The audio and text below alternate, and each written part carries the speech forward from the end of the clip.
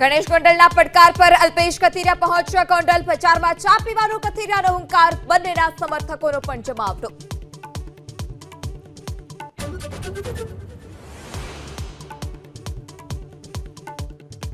Online ગેમિંગના નામે છેતરપિંડી કરતા 7 યુવક ઝડપાયા બનાસકાંઠાના પાલનપુરમાં. બંગલો ભાડે રાખી ઠગાઈનું દેશવ્યાપી નેટવર્ક ચલાવતા મોટાભાગના આરોપીઓ કોલેજના વિદ્યાર્થીઓ.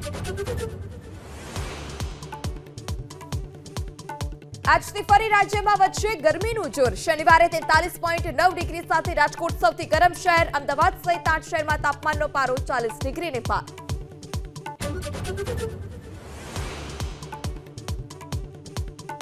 એલઓસી પર પાકિસ્તાની ચોકીઓ પરથી સતત ત્રીજા દિવસે ફાયરિંગ. રામપુર સેક્ટરમાં ગોળીબારનો ભારતીય સેનાએ આપ્યો જડબાતોડ જવાબ.